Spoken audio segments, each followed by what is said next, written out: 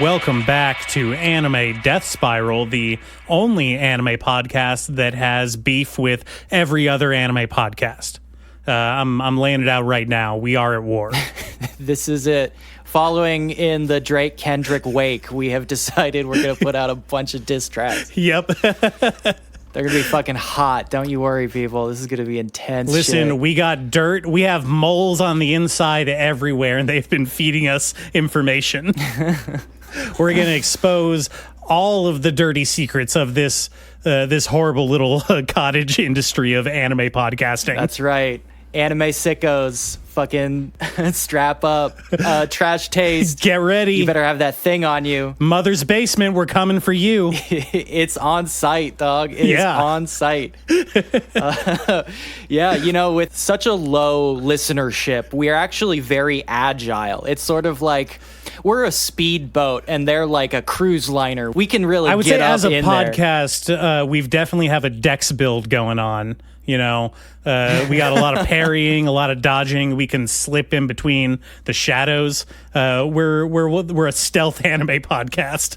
Yeah. Now, of course, we don't have any substance, but I can tell you, we also don't have any style. The DPS numbers are pretty impressive, though. Unfortunately, a lot of them are self-inflicted. a lot of own goals sometimes. Yeah, we overinvested in thorn damage. Oh, speaking of, right? You hurt yourself a lot. Yeah, no, You're a cutter, almost right? daily. Almost daily. Can I tell you actually, seriously, how I have really self-harmed recently? Yeah, please tell me instead of your therapist. Yeah, so the Fallout thing happened, and just like every other dumbass, I went ahead and I reinstalled New Vegas, and I remembered that I don't like the base game, so I had installed about 200 mods.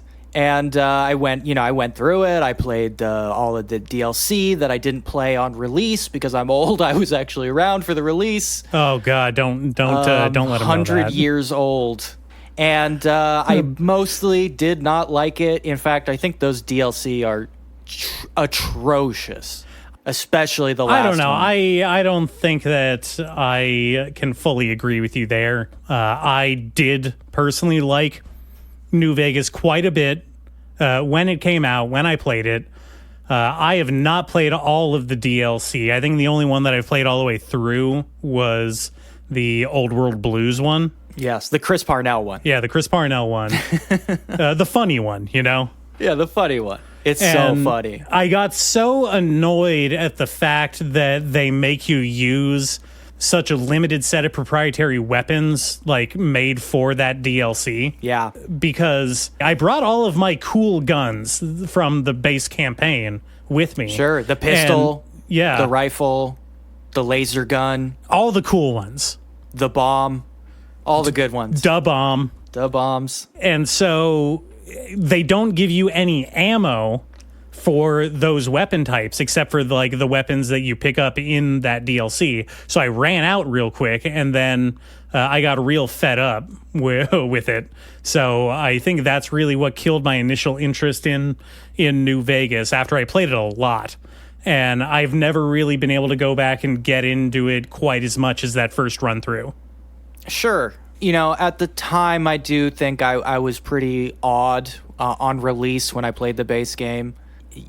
Because I was not particularly impressed by Oblivion and Skyrim, You've been a consummate Bethesda hater for a long time. Yeah, I mean, I guess, again, I'm flying the hater flag a little bit, but, I thought New Vegas was much better than those, for sure. I enjoyed them a lot more than those. But my second run, I accidentally speed ran the whole game, and it really soured me on the whole experience.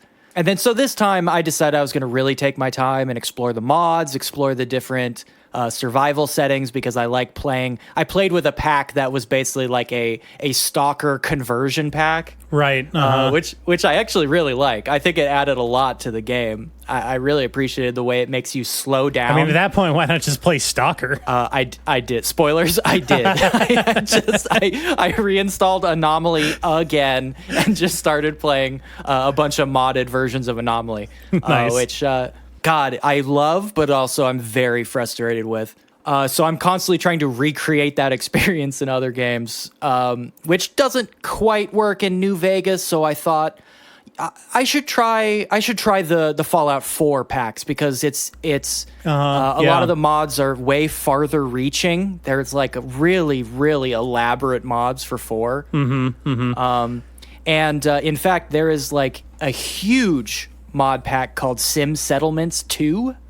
Yep, it's a sequel to an original mod pack. They do that now. Hell yeah. And I really wanted to try that out because I like the thematic angle of like finally being able to rebuild the wasteland. I think is really great. It's really good.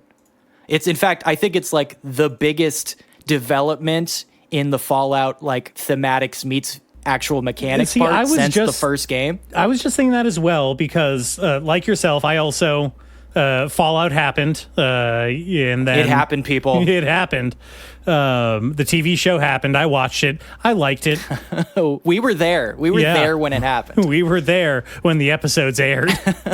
So in retaliation to watching the show, I went and reinstalled Vegas and got over that real quick. I think maybe I got to the main strip and was like, all right, it's been 14 years or whatever since New Vegas came out.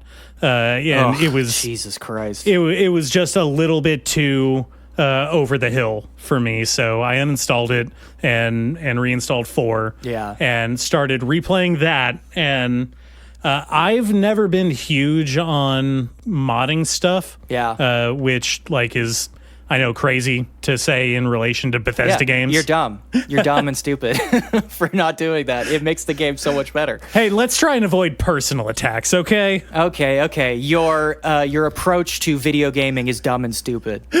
Okay, better. So I started replaying it in the survival mode. Yeah. Which adds a bunch of restrictions like a hunger and thirst meter and sleep and diseases. And once you get over the initial inconvenience of it disabling fast travel, I think it does really promote what they wanted you to do in that game a lot more, which is explore little things on your way to a big destination, right? Yeah, absolutely.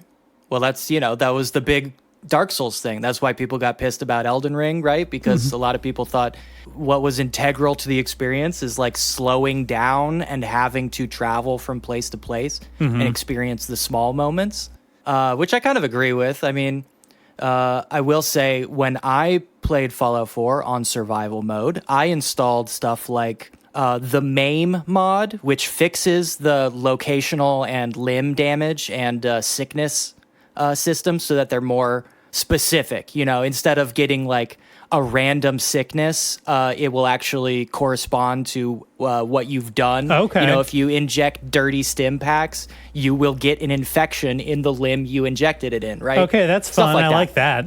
Yeah, I like that a lot. But I also did re-enable fast travel. Yeah, see?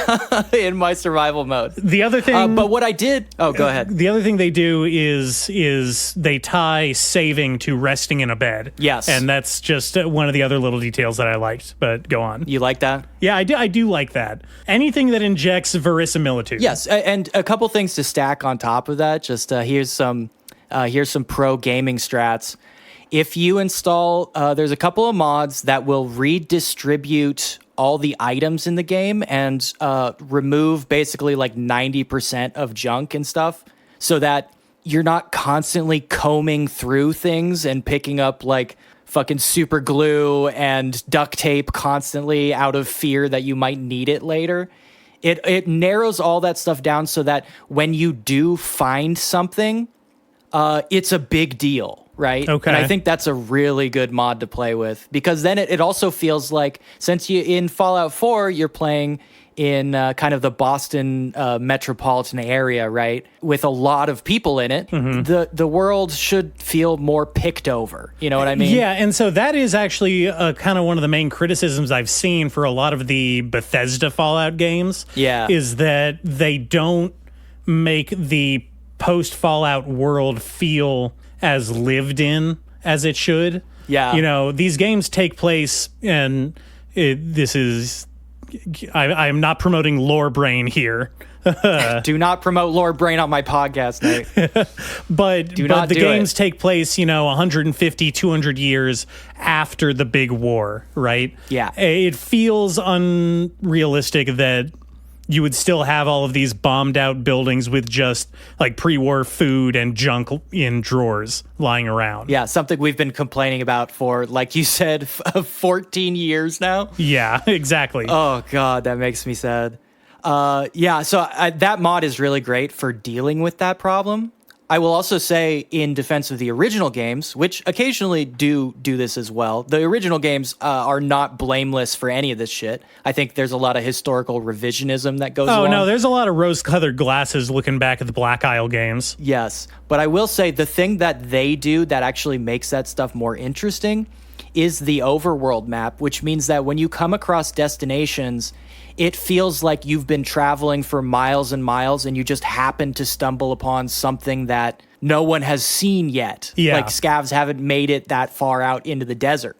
And that makes it more believable. There is a verisimilitude to that, which I find really great. Yeah. And I think that's the biggest thing that Bethesda lost. By making it, very ironically, by making it a huge open world, they actually shrank the possibility space a lot. I feel that immensely when I go back, because I recently replayed most of Fallout 2, and for all of its jankiness, it has a certain charm to it that I don't think Todd Howard was ever able to capture with his games. Yeah, well, or Chris Avellone, right? Yeah, well, I mean, Chris Avellone, he got closer. You call him Chris Abalone? Chris Avellone. That's how you pronounce his name. Call him Chris Abalone? Yes, he's a giant mollusk that tastes real good fried up with some Italian breading and marinara sauce. Oh, man. You got my mouth watering right now. Hey, weird dude. Weird dude, yeah. He's a weird dude. Is he like a weird dude? Well, recently there has been some stuff. I don't want to get into it, but I don't know. Weird guy. Yeah. All right. All right. You win this round, Todd Howard. You're slightly less weird than that guy. Yeah. For all his faults, Todd Howard is more like a Zuckerberg. Just kind of like a dead-eyed eel man. Yeah. Like, who knows? In the future, somebody could come out and tell their story. But for the most part, as far as I know, Todd Howard is just the living embodiment of gruel. And I think I appreciate that more now in my older age than I would have as a younger man. Todd Howard's personality is something you would serve to a Victorian orphan. And look, I have a lot of sympathy. Bethesda exploded because of the popularity of Morrowind and Oblivion, right? And they've just been building and building up. He's the kind of guy who never intended to become a linchpin of the industry, and now he has a very hard job navigating literally billions of dollars, especially with the Bethesda group, right? Acquiring all these other properties and becoming basically a conglomerate. Well, and then getting picked up by Microsoft themselves. Yes, exactly. And now Microsoft owns them and all their assets and whatever. So I have sympathy. I think that's probably like the shittiest fucking job. I think he's probably kind of in hell, like day to day, So I don't want to shit on him too hard, but there's a portrait in his attic that's just getting more and more like pained and tortured over time. Yeah, each year it develops a new bad game mechanic. Like now it has encumbrance. But the point is that Fallout 4 sucked me into all of the worst gaming habits I have. Yeah, Like yes. getting back into that. And I started playing it kind of obsessively again. Well, it for all of its faults and all of its like dumbing down of game mechanics over the series of Bethesda games, right? Yeah. For all of that, it's still incredibly good at promoting that goblin side of you. Of the player, of just being a horrible, weird little guy that goes around killing and stealing stuff. Absolutely. I'm not a huge fan of the murder hobo concept. I think we could have a little more nuance than that, but you definitely that embodies the murder hobo very, very well. Even after the point where you literally have a home. Yeah. Okay, so that specific point is the reason I think that I prefer the courier from New Vegas over, like, as a main character over the Bethesda games, because those games, your character is more or less essentially set up to do the good run, right? Of the game. Yeah, well, and you're a vault dweller, and vault dwellers are all virtuous, good justice boys. Yeah, exactly. And girls, and I mean, you are thems. offered chances to subvert that, that pathing throughout the game, obviously, because there are evil runs. Yeah, but if you do, you're a little freak. Yeah. Whereas I really just enjoy that the courier is a guy who was trying to do a job and he got fucked over and now he's gonna fuck up somebody's day. That's his whole motivation. I like that. Except then they immediately ruin it in the final DLC where they like portray the courier as some kind of mythological creature, which just sucks so bad. I feel like maybe they were going for, and this is kind of applies to the entire game and the DLCs. They were obviously going for the Postman comparison, right? I don't think you can name your post-apocalyptic character the courier without referencing the Postman. Right. So seems unlikely. And in that story, in that movie and the book, the whole point is that he was just, he was just a guy doing his job. And by doing that, he set up his own legend as a mythical wasteland figure. Yeah. I don't think that was well set up in New Vegas, or it was earned or felt thematic in any way. Not at all. But that's what they were doing. I think that's also, I kind of like the Postman, but there is also something like deeply conservative about a dumb asshole who's like, well, I'm just going to keep delivering the mail anyway. It's like, dude, what are you doing? Well, you have to remember that he wasn't even really a postman. He finds a dead postman and steals his uniform. Yeah, that's right. He's stolen valor. Yeah. He's stealing valor. Okay, man, let's pour one out for all the postmen out there. All the postmen, you're braver than the troops. Fuck Fallout. Let's talk about something else, because this is what I was driving at, is that it sucked me back into playing video games at large and pulled me into my worst impulses, which is just like buying a bunch of games all at once that I'm only going to play probably like half of. Because like let me just run down very quickly the games that I've purchased recently. Okay, all right. Oh man. And please don't judge me. I know this is disgusting. I'm aware. Why did you purchase Doki Doki Literature Club 5 times? That includes all the DLCs and special editions, of course. Oh, okay, because, of course. You really got to wring the content out of any video game you're playing, because the content is king. But just check this shit out. So after playing Fallout 4, I went ahead and I bought Children of the Sun, which is a very short game, so that worked out. It's fucking rules. It's so fucking good.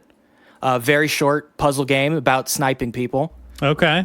Absolutely my shit. After putting hundreds of hours into Hitman, and specifically the Hitman sniper mode, I felt primed to play this game.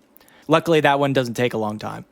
Then I got No Rest for the Wicked, which I don't know if you've heard of this one. I haven't heard of that one. It is a very weird sort of third-person action game. It's got a lot of like Souls-like stuff in it, but it has an incredible art style that I've only ever seen in stuff like, I think the closest thing I could picture is Dishonored. It has a sort of Dishonored style art. You see, I'm looking at it right now, and I was about to say this looks like, and this is maybe this is doing damage to the overall discourse, but this looks like AI art. Oh, he's damaging the discourse. It is not. When you play the game and you see it in motion, it feels handmade for sure. Okay, and the all world right. is like really beautiful and interesting in that way. In fact, I think this game has the best facial animation that I've ever seen. It's honestly. just something about that shading style, the cell shading. I don't know. It's reminding me of a lot of the worst qualities of this AI art that I'm seeing popping up. It's. I think you need to see it in motion. Okay, all right. But I really like it. I'm reserving judgment. It's one of the first, like, one of these, like, kind of indie Souls-like games that I've really clicked with. I think it's really cool. And like Fallout, you eventually buy a house. That's fun, right? Yeah, everybody likes buying houses. Yeah, you love buying houses. First of all, I love that buying a house is such a fantasy for so many people that it's become like a standard video game, like wish fulfillment mechanic. Yeah, instead of developing godlike powers, you can own real estate. That's cool.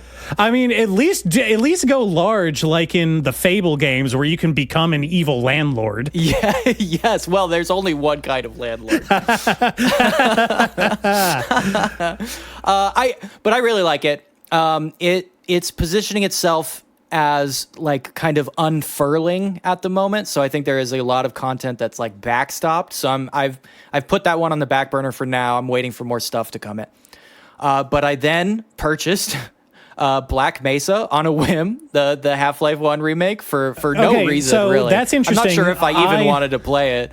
I saw you playing that on Steam, and I already owned it, and I know that they just released a next-gen update with a bunch of graphics, kind of, I wouldn't say upgrades, but Yeah.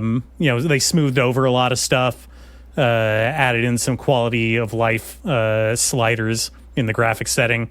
And so I saw you playing, and I reinstalled it as well. And so I've been playing through Black Mesa. Hey, you're copying me. It's true. It's true. I'm just trying to crib your style. God damn it. We got beef now. Okay, we're beefing. Hold on, I'm almost done. So I bought Player Non-Player, which I have yet to play, but it looks fucking fascinating. So you're on the non-player side.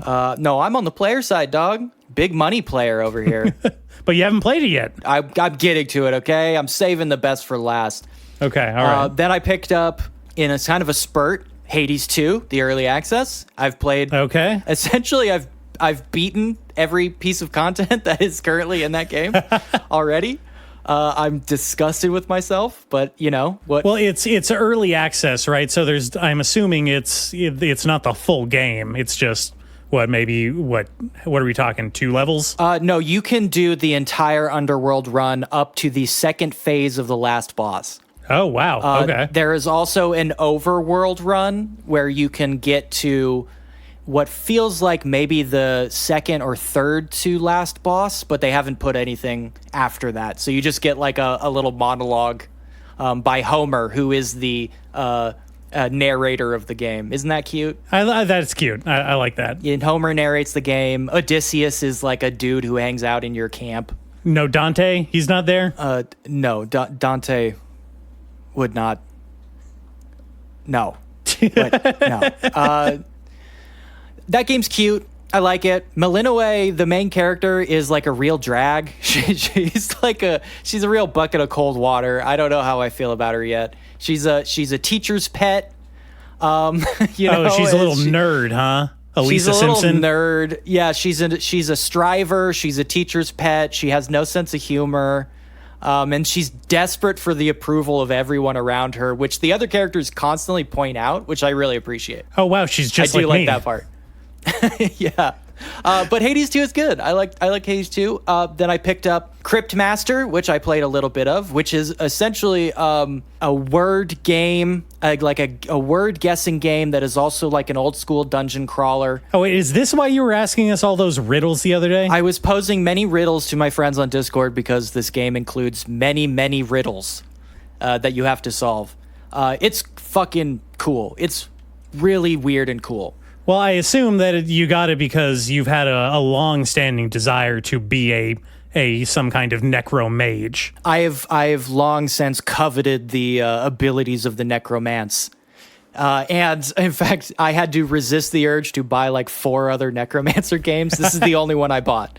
In this one, you don't play as the necromancer, though. He necromances you, which I thought was a fun twist. Oh, you're a peon. Yeah, you're a little dead puppet. Puppet, you're the puppet. Okay. Are you like trying to win your autonomy? No, he's telling you what to do, and you do it. Oh, okay. He wants you to get to the surface and do dead things up there. It's cool. You literally battle by typing in the words of your attacks in real time. Oh, so it's got like a typing of the dead thing going on. Absolutely. Yes. Mario teaches typing of the dead. It's in that vein, but it is very clever and actually funny, which is so rare in a game. Games are usually not funny. It's true. There's never been a funny video game. It's rare. It's rare. Did you ever end up playing that the Stanley Parable Super Deluxe Edition? I played a lot of Stanley Parable, and I played a little bit of Super Deluxe. Yeah. Did you get to like the thing in Super Deluxe? I have no idea what you're talking about. It's been a very long time. Well, yes. I guess spoilers for people who haven't played Stanley Parable or Super Deluxe. You won't. Just be honest with yourself. It's been this long. You're not going to play it. Yeah, just get over it. I'm gonna plow right ahead with this. Yeah, play Getting Over It instead. with Bennett Foddy. Bennett Foddy's Getting Over It. Yeah. No, the joke reveal when you get to a certain point in Super Deluxe is that they're like, oh, by the way, this is actually Stanley Parable 2. And they do a whole bit about, sequels that are little more than a rehash of the first game with like non-consequential game mechanics added. Sure. So they add stuff in like a fun guideline that just shows you where to walk in the game. Oh, great. A breadcrumb. Yeah. Yeah. Or just randomly insert a health bar. A bucket. Yeah, they have a bucket that you can pick up and put down. Oh, cool. And it has no gameplay. Function other than making you feel safe and accomplished. Wow, sounds like every early access game I have. Yeah. So anyway, Stanley Parable Super Deluxe. That was funny. That was a funny game. That's cool. Okay, it's all right. Cryptmaster is pretty funny. And then the last three I bought in this order. Animal Well, which I am very excited for. I've heard about that. Yeah, a lot of people are talking about that one. Yeah. Sort of like almost like an Inscription meets Rain World kind of feel. I'm really excited for that. I bought 1000X Resist, which I have just no fucking clue what that's going to end up being. And then I bought, and this is a throwback, I don't know if you have any emotional connection to this series, but I bought Homeworld 3, the long-awaited Homeworld 3. Wow, I'm real excited to crack that one open. I have no experience with the Homeworld series at all. Wow. Look at this guy. He doesn't even play space games. It's true. I feel real ashamed of myself right now. You should be. I'm like embarrassed. What is Homeworld? Tell me about Homeworld. Homeworld is a space game. What's interesting about Homeworld is that you can move in 3 dimensions. I've played a lot of space games. Almost all of them play out on a flat plane, Mm-hmm. I don't know if you ever played that Star Wars one, but I actually kind of like that. But it's essentially an RTS that works in 3 dimensions. Okay. About flying big old spaceships and having spaceship battles. Basically the coolest shit you can possibly imagine. I can't say more because I haven't cracked it open yet. I am excited. And once I get over the shame of dumping all this money into the most useless shit in the world, I'll report back. How about that? All right. I'm awaiting the report. Okay, your turn. Yeah, what disgusting I bought gaming some games. Shit did you get to? I bought some games. Let's hear it. Do it. I picked up a little game called Crow Country. We were talking about, we got really into that crow genre of anime. Figured I'd keep it rolling, see what Crow Country was going on. Absolutely. And this is a fun little indie homage to like early Resident Evil games. You have your basic setup of a they're kind of doing a Resident Evil 3 kind of thing. They're doing the Jill Valentine type character. And you play a girl investigating a creepy crow-themed amusement park where some shady shit has been going down and monsters are stalking the grounds. Okay. What I really drew me into this one is the art style, because they're doing two things that are really cool here. One is that they're trying to evoke the old fixed camera painted style of backgrounds that, Final Fantasy VII and Resident Evil, like, both kind of made popular, or not popular, but, those were like kind of big, good looking examples back in the day. Sure. And so it's doing that, and the character model sprites are directly inspired by like early Final Fantasy models. They're kind of doing the like the Lego look, big head, blocky arms. Sure. The PS1 style. Yeah, the PS1 style. Very PS1. So they're doing that, and I really enjoy that whole aesthetic. And then what they've done is they have integrated a 360-degree camera, so it's not fixed angle. And what I think is cool is that they were actually able to make these matte-looking backgrounds be shiftable in the 360 camera and still look good from all angles. So they have a really good, strong art style going for them. I played maybe like 90 minutes in so far, and I feel like I've hit about the halfway point. So it's a shorter game, but I'm really enjoying it, and I'm enjoying the atmosphere. The story is kind of generic. You're investigating a creepy amusement park, and you pick up various memos and notes from several unseen characters, right? Sure. So this is a little, they got some Silent Hill leaking in there too. They definitely have some Silent Hill leaking in. Yeah. Big time. We have, one thing I found interesting is that the game explicitly takes place in Atlanta, Georgia. So being in the South already makes it scary. That makes you very uncomfortable. Well, it makes the association with crow imagery hit a little different if you think about it. That is true. That is true. I wonder, do they play with that? They haven't so far, but they might. Huh. They're doing this weird subplot so far where the owner of the amusement park is your standard strange recluse billionaire, right? Yeah. Creepy industrialist who made a bunch of money running a gold mine in Brazil, and then wow! I wonder if that's connected to any current characters and events. Yeah, I couldn't imagine. Imagine. But I am excited to go to Tesla World in the future. Hell yeah, dude! Hell yeah! It was funny that you picked this one up because it reminded me almost immediately of that game from a couple years, Signalis. Do you remember that one?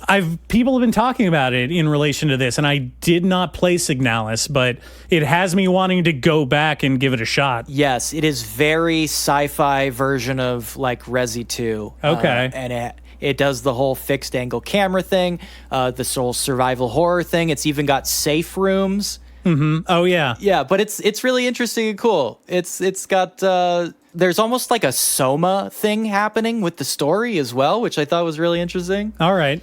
It's cool. I like Soma. I played that a couple years ago. That was really good. Yeah. But yeah, it's been fun so far. And it's definitely has some tongue-in-cheek writing in there. Like the first introduction to the player character, whose name is Mara. And she says, "By the way, my name is Mara Forrest. Special Agent Mara Forrest. Don't forget it." Mara Forrest? Yeah. 2 R's? No, 1 R. M-A-R-A. 1 R. But 2 R's in Forrest. Like Whitaker. Yes. Yeah.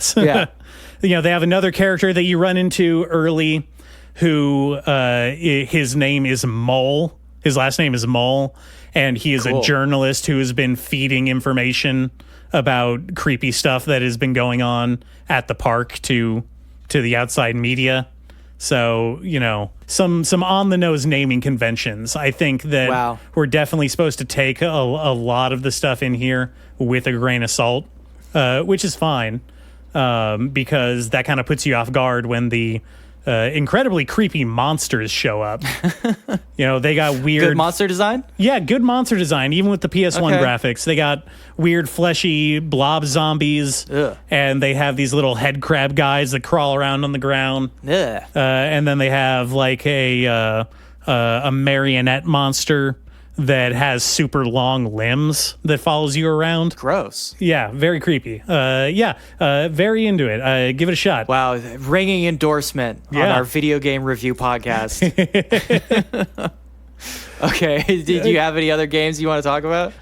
Nothing that I've played yet. I did. I went ahead and I pre-ordered Ghost of Tsushima for the Steam release. I don't know. Did you play that one on your PS5? I've played quite a lot of Ghosts of Tsushima. Tsushima. Jiro Dreams of Tsushima.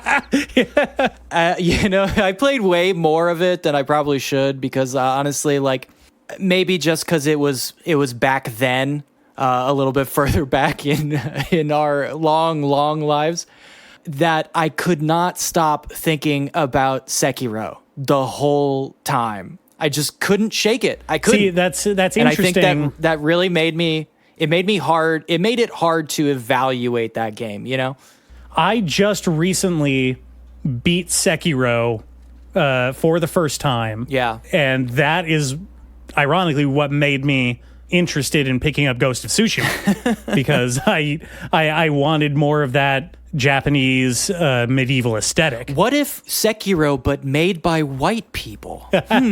Interesting. The coolest thing, I'll just say this about Ghost of Tsushima. There's a lot of just like open world stuff in it that I'm not a huge fan of. But one thing I think the game does better than anything I've ever played is you will be just walking around the world and like samurai will just come up and challenge you to duels. And then you have these like really cool cinematic style duels that are very short. They, you usually solve them in like 1 or 2 blows. And those fucking rule. That shit kicks ass so much. That's kind of what I saw about it that I thought was like, yeah, that looks kind of fun. Going up to people like, hey, you stepping dog? What the fuck? You don't even have to go up to anybody. You'll just be like wandering from objective to objective, and you'll see a dude with like one of those very large straw hats that they wear low over their face. Yeah. And you'd be like, uh-oh, this looks like a shady motherfucker. And he'll just wander up to you and be like, sup? Sup? You want to go? And you'll be like, and then you throw him the Forrest Whitaker eye. yeah. Yeah, but you can't mad dog these guys. You have to fight them. So blood will spill because you're the gamer and they're the NPC. Yeah, I don't know. But that fucking rules. That shit rules. The rest of the game is, maybe a little generic open worldy stuff, but maybe worth it just for those moments, honestly. Well, I figured why not, because it's gotten to a point where I've wanted to pick up a PS5 for so long. Now all the games that I had any interest in playing on it are getting like PC releases, and it's kind of killing my will to get one. Yeah. Well, it's like this, and the Final Fantasy VII Rebirth is going to come out in a few months on PC. Final Fantasy Stillbirth. Yeah. Got him. I fucking got him. You got him. You boomed him. I fucking got him. Mic Take drop. that, All right, Squeenix. moving on. We're done. Remember when we used to call it Squeenix? People still call it Squeenix. I'm calling it Squeenix again. I'm going back. All right, yeah. What do people call it now? Do they say the whole thing? I've heard people just go back to like calling it Square, which I think is interesting. Just get rid of Enix altogether. They were always the worst company. Yeah, Enix, let's be honest. Enix was the lesser company, okay? Like, can we be real? Can we be real for a second? Enix was the Garfunkel. Enix was the Roy. Enix was the Oats. Wait, Yeah. which one was the better one? Holland was the better one. Okay, Hall was the better one. Right. The thing I like about my PS5, and this is obviously very specific to me, is it is very much so better than my PC, like by a lot. Like by a lot. See, okay, that I know they just announced that the PS5 Pro is around the corner, and Sure. that's definitely going to be better than my PC when it comes out. But definitely. Also, I could just make my PC better again for the same price, essentially. Yeah, good fucking luck getting a real graphics card after these fucking miners have just the fucking market, dog. The Bitcoin crash, the market is flooded with used cards right now. This is the best time to upgrade your PC. You trust those used cards? That shit shows up and it's like wheezing, it's like gasping for air when you open the box. It's diesel powered. You have to pour vegetable oil into it. Yeah, it's like smoking a used cigarette that they found on the ground. Beady, beady, beady, kill me. Oh, man. Okay. Do we have any actual anime that we want to talk about before going to break? Oh, right. This is an anime podcast. Shit. I almost forgot for a second. Well, let's get around to actually talking about anime. Hey, these guys aren't talking about anime. I wanted to know about anime. Video games aren't anime. Guess what, motherfucker? Well, you know what? Yes, they are. I'm saying it right here.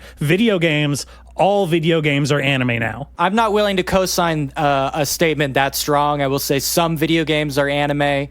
Doki Doki Literature, as you mentioned earlier, Doki Doki is that's an anime. Visual novels, pretty much all anime. Persona, anime, as we've covered. Final Fantasy is anime. Danganronpa, that's anime. Obviously, Metal Gear Solid's anime. Metal Gear Solid is pretty much anime. I'm surprised we've never gotten a Metal Gear Solid anime. I wonder what fell through there. Kojima would want too much control over it. They weren't willing to let him in the studio. Yeah, I guess he probably would want to be very involved. But hey, Yoko Taro's out here. We were talking about Yoko Taro. He's out here doing manga and anime for his video game projects. The Nier Automata, whatever you want. The prequel manga like just wrapped up. It's like it got to 4 volumes. Now, is that a prequel manga to Nier Automata, or is it a sequel manga to Nier? Man, that is a complicated question. You really want to go down that rabbit hole? Maybe we should dedicate an entire episode to that. I will. I really like both of those games, even though I think both of them have huge fucking flaws that people don't like to talk about. But there's cool shit, man, in both of those games. Anyway, but that's neither here nor there. I have an actual anime I want to talk about. Okay, please I'm bringing do. anime to the table. We're gonna chop it up about this anime. Check this shit out. Okay, all right. So recently, I was sort of left behind by all my friends and family to kind of like basically do some Cinderella-ass shit as everyone else was going to the prince's ball. And I did it very gracefully, of course, because I'm a dignified person. But over the course of this... You people don't know, but he's throwing shade at me right now. I am. Over the course of this period of solitude and isolation, I was driven mad by the sound of the dripping faucet. So to drown it out, I put on a Netflix anime. Oh, no. Called Ultramarine Magmell. Magmell of the Sea Blue. Are you familiar with this? No, I am not familiar with this at all. Okay. Yeah, I was only familiar with this because a long time ago when it was first put on Netflix, I watched like the first episode and was like, this fucking sucks. Holy shit, I'm out. Which, this is becoming a more and more common occurrence in my life. But now, I was like, I've fuck looked it. up some imagery of this show. Okay. And I'm looking at it, and I have to. Can you explain to me why the main character seems to be in a brown shirt uniform? Well, it's supposed to be a park ranger kind of playing around with a park ranger motif, German park ranger circa 1938. You can make some leaps for sure. Now, I will say this is based, and I found this out later. This is kind of a weird part of this whole thing. Is this is actually based, and I'm doing the scare quotes for reasons I'll get into. But this is actually based on a manhwa, a Chinese vertical comic. And just as a side note, I think I'm going to ban the word webtoon from this podcast. I think we need to stop saying webtoon. I really don't want it to end up in like a Kleenex situation because I hate the fucking... Where one specific entity is used as a representative of an entire subset. Yes, exactly. Because I deeply despise webtoon. I think they are extraordinarily predatory and just like bad for the artists involved. I think webtoons suck as shit. Opposed to all those other publishing systems for comics. Look, you know what? People looked at the publishing industry diving into piles of ill-gotten gains, and they went, you know what? I'm going to do a fucking triple backflip into it. Check this shit out. And that's what webtoon is. But anyway, so this is whatever you want to call it, a manhwa, a vertical comic by D. Nyan Meow. You nailed it. I don't know. I think so. The anime is only like 12 or 13 episodes. I don't know if you have it pulled up. It was fairly short season, and it wastes a lot of time. In fact, this is one of the only times I've ever just straight up skipped over an episode because I realized it was like a comic relief like side plot, and I was like, I can't deal with this humor. The humor is so fucking bad. I just can't. I can't submit myself to this. The jokes are terrible. So I'm just going to blast through. And I was pretty disappointed because this is another one of these like kind of small anime that just introduces an interesting concept and then spins its wheels for like 10 episodes. And then it does this horrible fucking landing where it just goes and resolves a completely meaningless like flashback side story as the season finale. I love it. Which is so sad. But it really piqued my interest to be like, well, what the fuck is this, right? Mm-hmm. Why is this so weird? Why is the pacing so weird? Why is the structure so weird? So I went and I read the manga, and I want to describe the manga because did it answer any of those questions? No, it raised even further questions. Check this out. Besides the first episode of the anime, nothing is the same as the manga. They change literally everything else for the anime. Oh, they go full rogue. Yeah, they went rogue. The first episode of the anime is basically the first chapter of the manga, and then nothing else corresponds. Everything else is just like improv. A ScarJo in Ghost in the Shell on it. Yeah, kind of. Bizarre. I've seen anime like diverge from manga all the time, right? It happens all the time. But I have never seen it make such drastic moves as this. Well, okay, what are some what's the biggest change?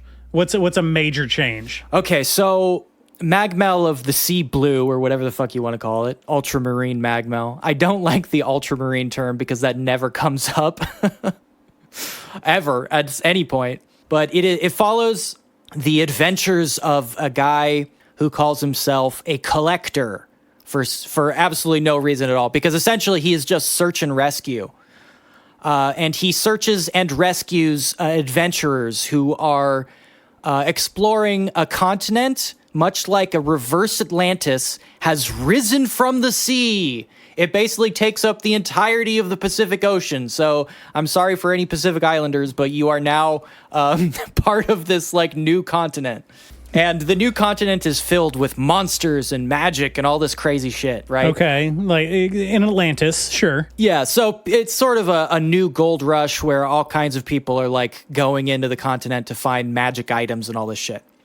Almost like a kind of mid isekai where like a gate opens, except it's all in the world. Sure. Which I like. I actually like better that way, And our man's is search and rescue.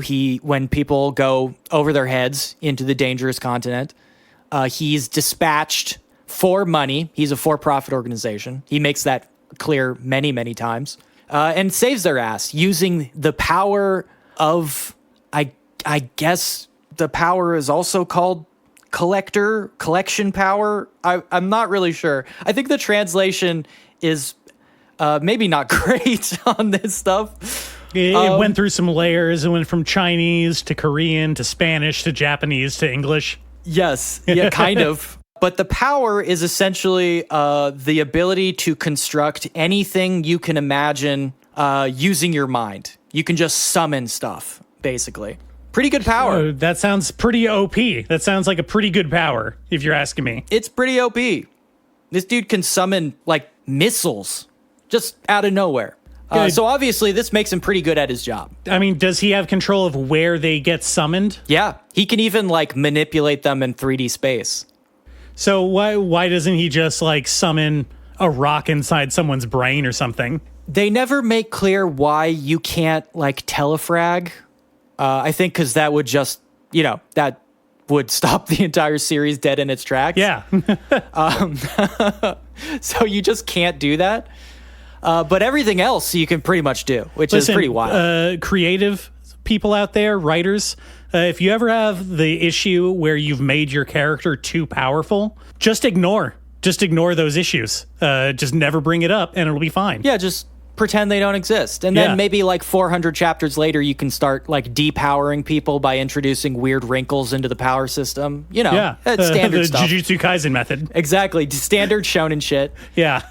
So the conflict comes from our character revealing that like he grew up under the watchful eye of this like mysterious drifter on the continent and was abandoned by this character, but only after this shady character gave him a mission to save a young girl who also has these powers from essentially like a research and development torture center that they were collecting orphans and shit to like test awful things on them, that kind of situation. Mm-hmm. And he saves this girl, and they become a duo. And everything's pretty cool. They're just rolling around. And eventually we introduce a bunch of weird complications. Like suddenly there are indigenous people to the island. Not island. It's like a full-ass fucking continent. It's huge.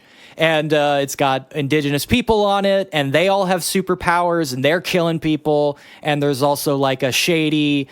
almost Illuminati style group that like also has superpowers, and they're planning to take over the continent. Oh, well, you got to have one of those. You got to have it.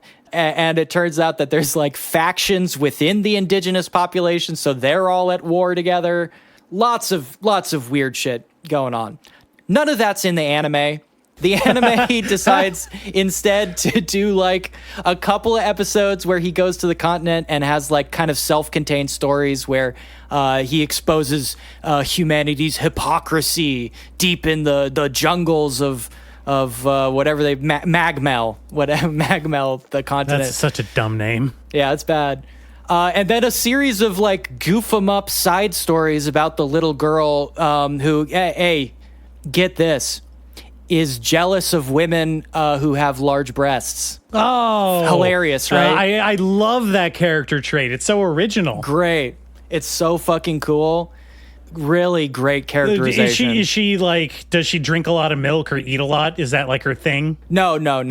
Well, she does eat a lot. She is an 11-year-old girl who is obsessed with eating pastries and pudding and stuff like that. A slightly less offensive stereotype than the weird breast envy thing that I find deeply uncomfortable. Yeah.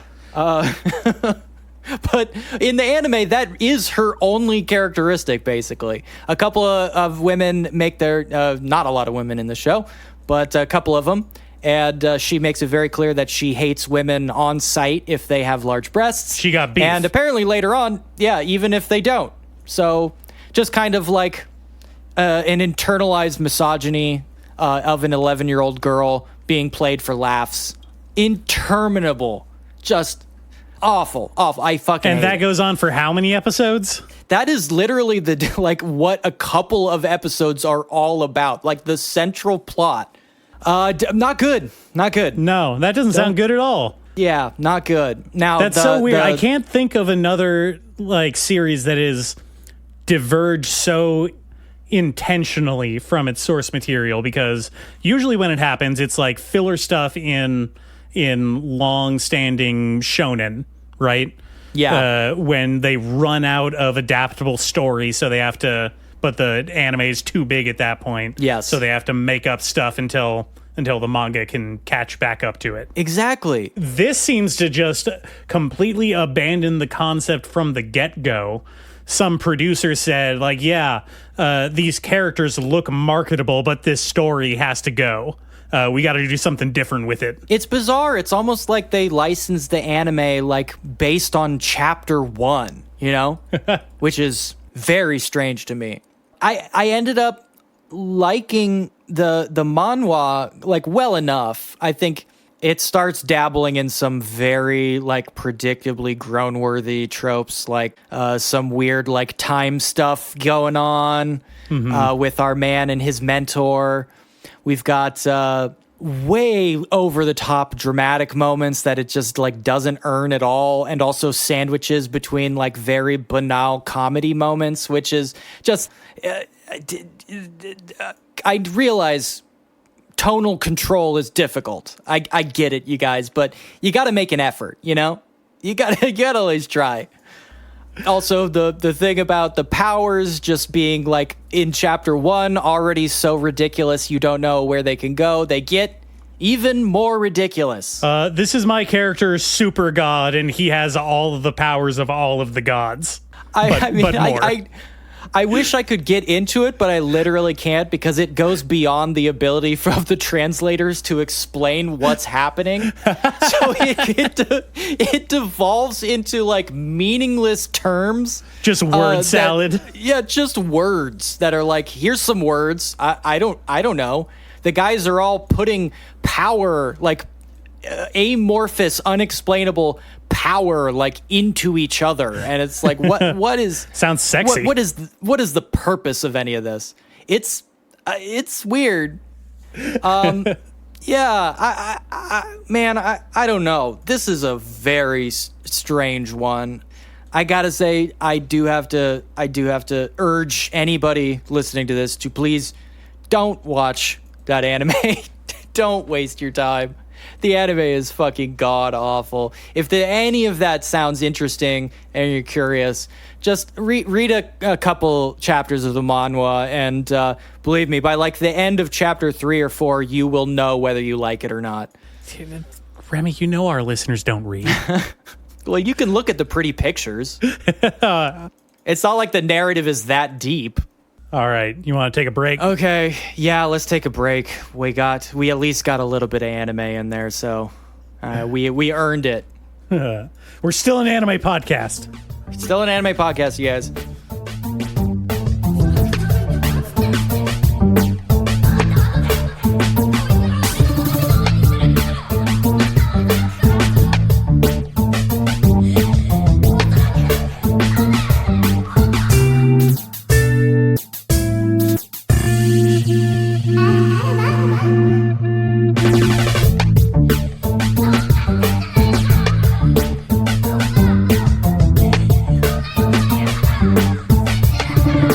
Anime, that's the name of the game. Anime. We watch anime and then we read manga, and we watch and read manga and anime, and that's the podcast. The podcast that talks exclusively about what's happening in the world of anime and manga. That's what we're about. We're the first and last authority. And we talk about manga and anime. Isn't that right, Nate? We are a tribunal of two. I just want to just very quickly, in a public service, I just want to run down what's happened in the last month of manga and anime world, right? Just a little bit of touch and base. Yeah, we got to keep current. We got to current events, keep up with the news. Exactly. So There's been a couple of kind of like big updates. You know, the Spy Family has recently made a plot development. That was unexpected. See, I'm behind in Spy Family. Yeah? They're actually progressing the plot. They did something that is actually one step in the direction of a resolution of a plot. That's interesting. Yeah, no, that is actually big news because I was just talking about this with my friend that I went to go see the Spy Family movie with. Mm-hmm. Like, Spy Family is uniquely set up to where any advancement in the plot only serves to get it closer to the end of its run. Exactly. It is such a definitively gag comic to me in its whole like structure that you can't do anything like that without signaling like, all right, we're taking one step closer to the door, you know? Yes, and if you want to know more about that, listen to the hour and a half we talked about it on the last episode. Yeah. Another news around the manga world, Itadori has become relevant to the plot of Jujutsu Kaisen again after, 100 chapters of him being a side character. He is once again relevant. That's interesting, right? I mean, I guess so. I had always felt that he was just kind of there, like from the beginning. And I feel like that I'm not the only person who's said that about the character. He feels very sidelined in his own comic from the start, whether it's because of the whole Sukuna possession angle, where the villain of the story just kind of takes over his body for multiple chapters at a time. Sure.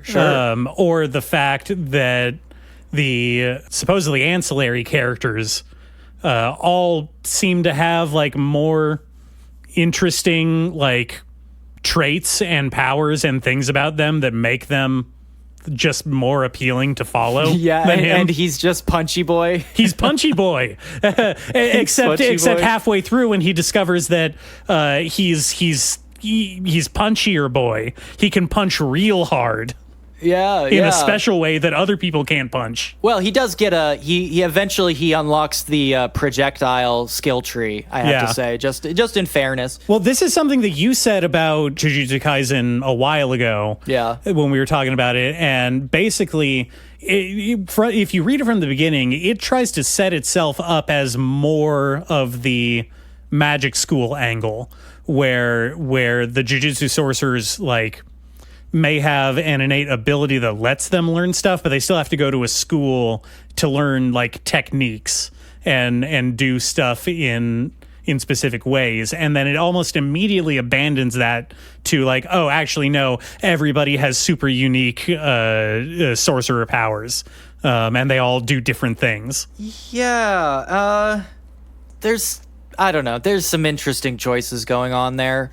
I feel like now that we've finally circled back around to Itadori, this is probably signaling that we're pretty much a few chapters from the end, which I'm excited for. Because, like I'm excited for any manga to end, the author is free to move on and do something more interesting. Well, like an old person in pain, it's just it's better to let them go than to suffer. Yes, the Dr. Kevorkian Shonen Jump keeps on staff. Yeah. That's interesting. What else? Yomi no Tsugai, the Shadows of the Demon Realm is chugging along. That's kind of fun. I think it's notable that it is both more goofy and kidsy than Full Metal Alchemist, but at the same time, way more gritty and violent. It's a weird tone. I don't know. I could see into that. In Full Metal Alchemist, that kind of darker, dare I say, edgier tone always poked through every once in a while before kind of reeling it back and making it a little bit more lighthearted with the character work, right? Yeah, so I feel like it was a little more consistent in Full Metal Alchemist, and in Yomi no Tsugai, it is not that. It's important to break away stylistically from something that is basically your one mega hit, right?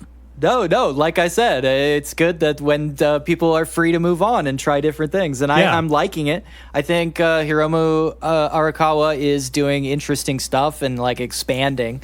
It's just very tonally jarring to have like one page that's all the like goofy animal sidekick, and then the next page is like a fucking Pulp Fiction hitman just ruthlessly assassinating women and children. It's like, damn, dude. Now, let me ask you this. Does it have any dairy farming in it? Not yet, but it does have a lot of pastoral kind of farm life, rural culture. Okay, all right. No cows that I saw, but something adjacent. Well, you let me know when a cow shows up, and then I'll give it a try. Okay, lots of horses, even a flying horse, but no cows. I don't fuck yet. with horses. I don't like horses. Well, not anymore.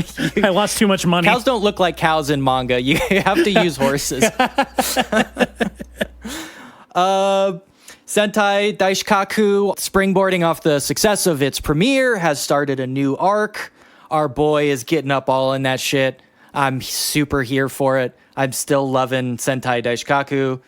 It's fucking I've got to great. catch up on the most recent episodes, but I'm really liking the anime. I really like it. I think they're doing really good work. And hey, you know what? Just on that, my fears about a lot of 3D being in it have pretty much been assuaged. It looks like they backed off a lot on a lot of the 3D stuff in the last few episodes. So that's great. Well, they ran out of budget for it. Actually, I think the 3D stuff is cheaper because 3D animators don't have a union. Sucks to suck. Yeah. So Senso Kyoshito, that Bugler boy, Bugle Boys manga. He's still bugling? Yeah, he's still bugling. Finally put out another chapter in a similar vein. Bokura no Kiseki, if you even remember that. It's been a long time since I talked about that one. Finally put out a new chapter. Oh, yeah, Boku no Kiseki. Of course I remember that one. Of course you do. I'm still loving that. I'm excited. It's impossible to know what's going on in the story after taking a break for like 6 months, but I still like it.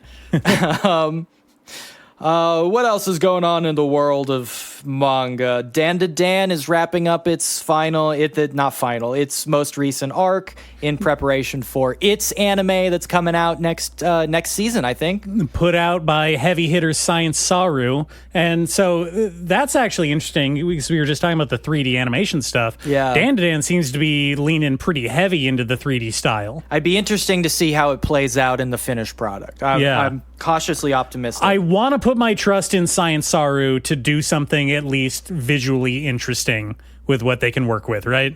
I think they'll knock it out of the park. If they can make Scott Pilgrim look like that, they can make Dan to Dan look 100 times better than that. Whoa, Scott Pilgrim looks like that? It looks like that now?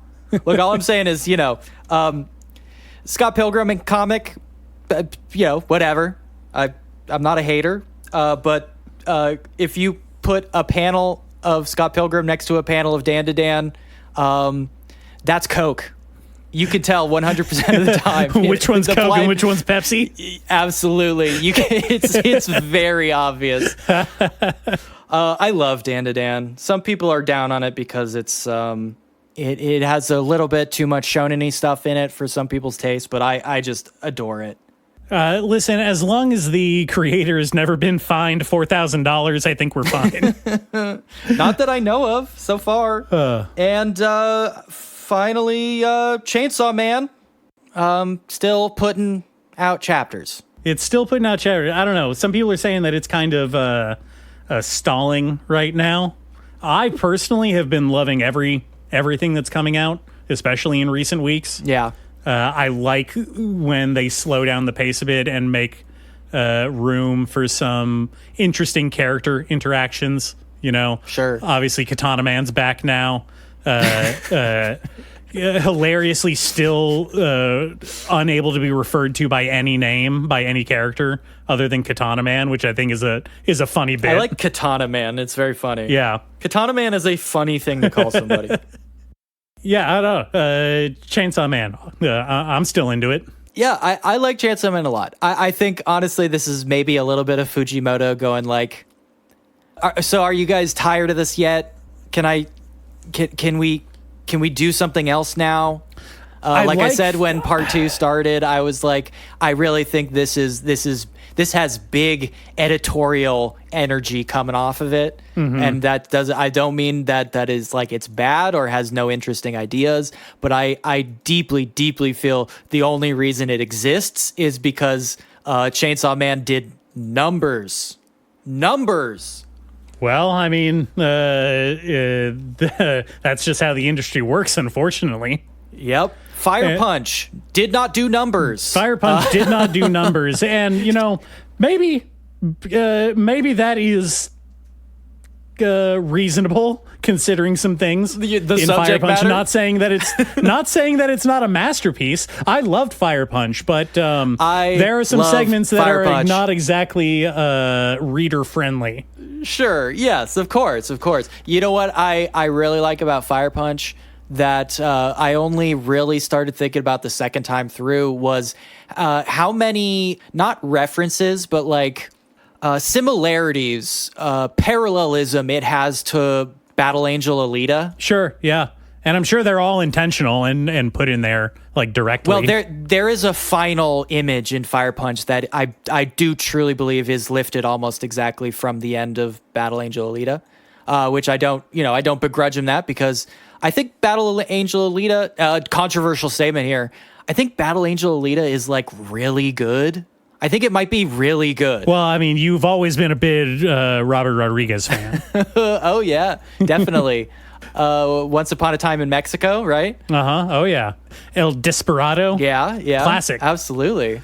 And, of course, the number one movie amongst American teens, 13 to 15, Battle Angel Alita. Oh, I thought you were going to say Spy Family. You mean Spy Kids? Spy Kids. Actually, it does become a family, though. The Robert Rodriguez Spy Family would slap, and you know it. It probably would. I have nothing against Robert Rodriguez. He's fine. Spy Kids, the pre-Shrek. Yeah. Yeah, I'm not going to unpack that statement, but sure. Hey, look, it's on its face. It's true. Okay. There's one more piece of manga news that we should get to. Now, I don't want to alarm you. This is why I was saving this segment for the last bit of the show. But I think that, and again, stay calm, people, when I say this. I think that they're coming for your hentai. Oh, shit. Yeah. I think the woke moralists have finally launched their attack on everything that you hold dear, which of course is hentai. Is hentai, yes. The wokey state attorney general Ken Paxton, he's coming for your anime and your manga. He wants to get his hands on all your treasured waifu porn because he's so woke. No, what I'm talking about is you're familiar with the website Pixiv, right? A little bit? No. No, what is... No, Nate, what is that? Listen, it is a totally legitimate website that has many things that are not porn related, many things that have nothing to do with porn. Like what? Like, well, pictures of fully clothed people. Wait, no, those are porn too. Yeah, sometimes they have clothes on, but yeah. Hey, a shout out to my sensualists, but hey, isn't that kind of sexier sometimes? You know what? Sometimes, like in jazz, it's about the notes you don't play. It's about the clothes you don't take off. Yeah, exactly. Yeah. No, I feel you. Pixiv is basically it's a social networking site, a Japanese site, where artists, webcomic artists, manga artists can upload just art and people can donate. It's kind of like a mixture. Art. Just art. Just art, drawing supplemental material to comics. They're uploading art, not non-specific art type. Listen, there pictures. Is a 100% chance that you've been reading a fan scanlation of a manga and the artist includes a splash page at the end, right? You were just talking about this. It says follow my Pixiv or whatever. Yes, I did. When you mentioned Pixiv before, this is my exposure to it. Is a lot of artists in lieu of like a Ko-fi Patreon donation page or whatever, they do tell you to follow their Pixiv. Mm-hmm. And so Pixiv has just recently made the announcement that they are cutting off all access to adult material, R18 material, to U.S. and Canada payments. You can't access it. You can't pay for it.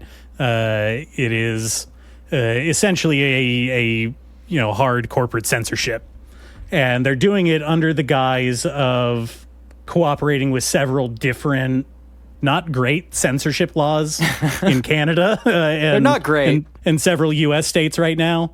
They are explicitly and deliberately very vague in what they're saying they're trying to crack down on.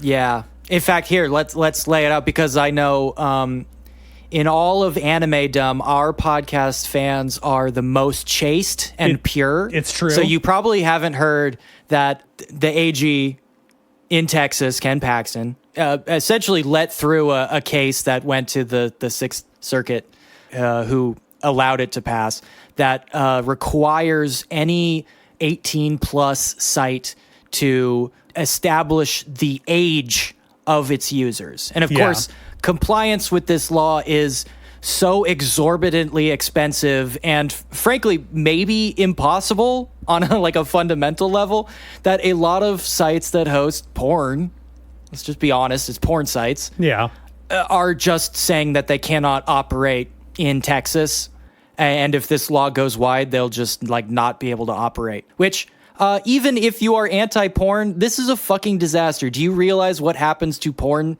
when you make it illegal? It becomes much less regulated and much less safe for the people involved making it. Yeah, this is a fucking disaster on every level. That one specifically has to do with the Texas law, and I know probably the biggest voice in that fight has been Pornhub. They're the ones that first said all right, we're just gonna turn off server access to Texas.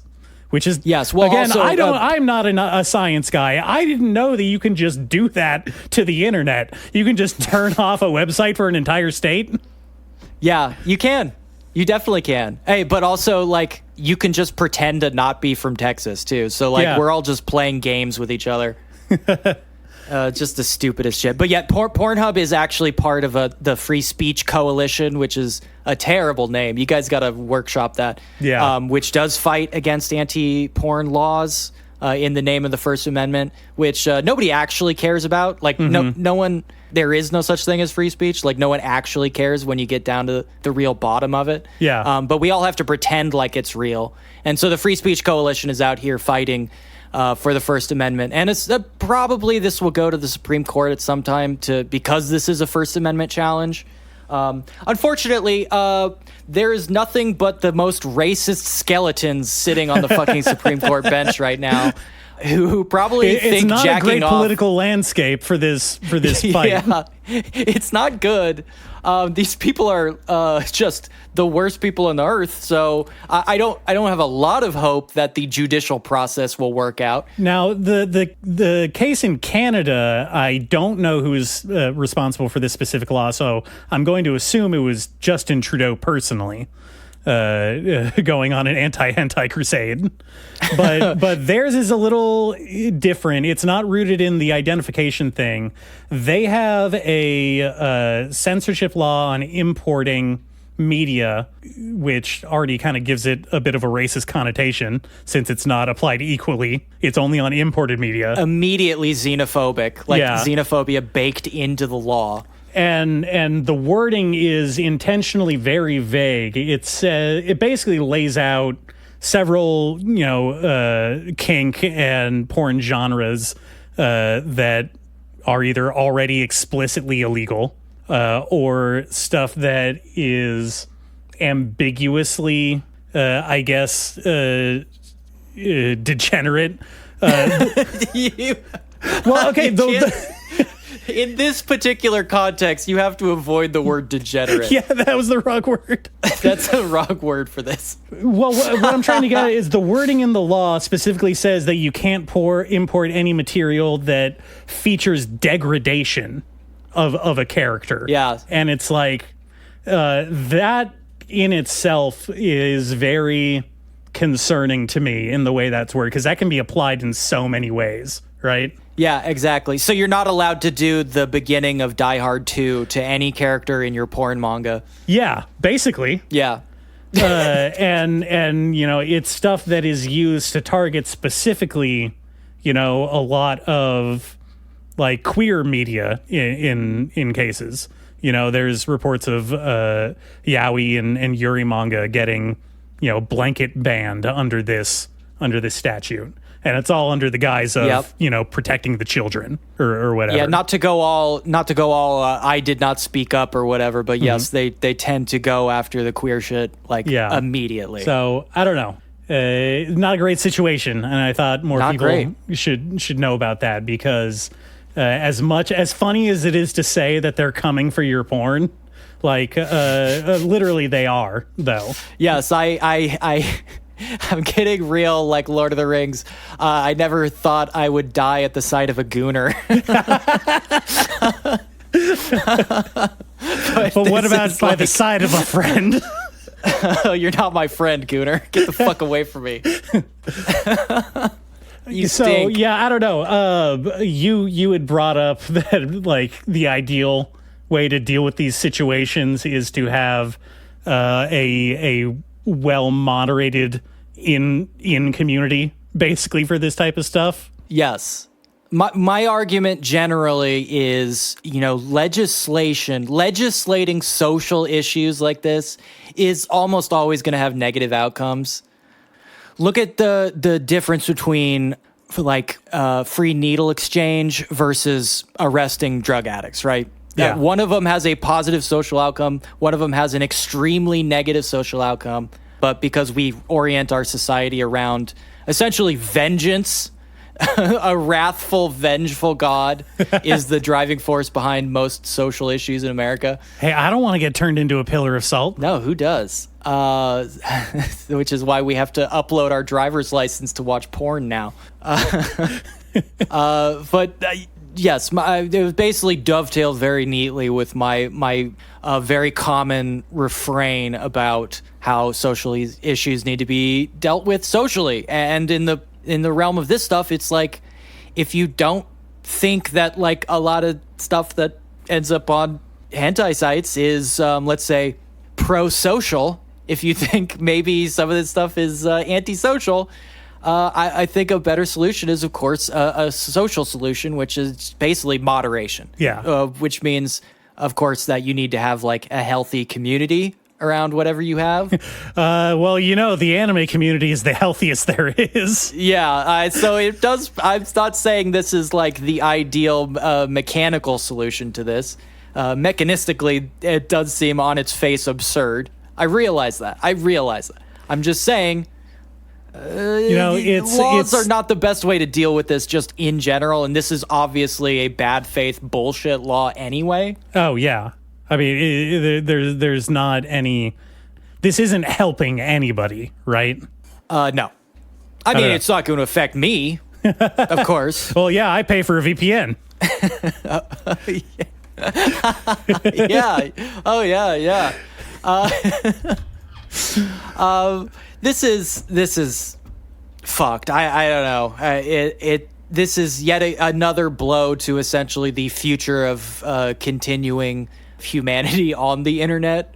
Everything is essentially going wrong in every corner of the internet. This is just yet another blow, a staggering blow.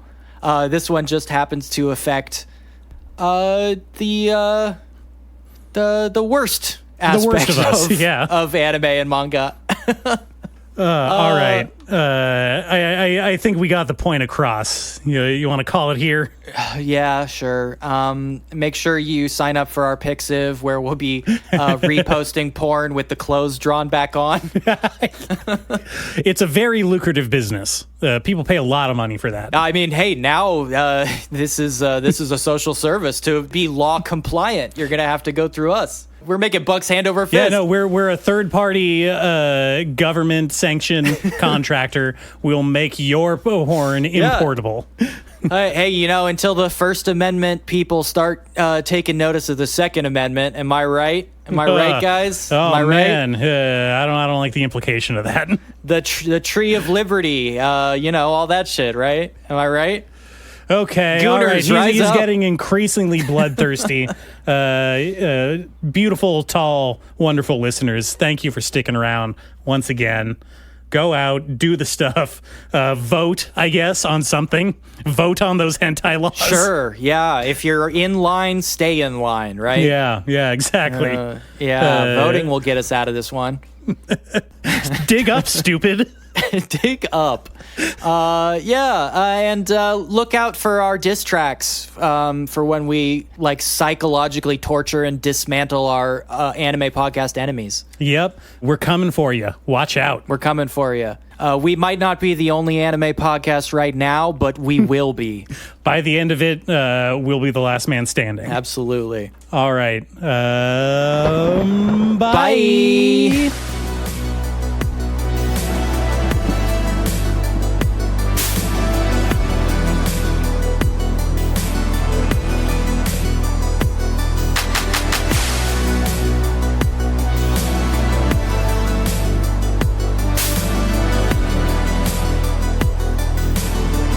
Start doing that before I talk.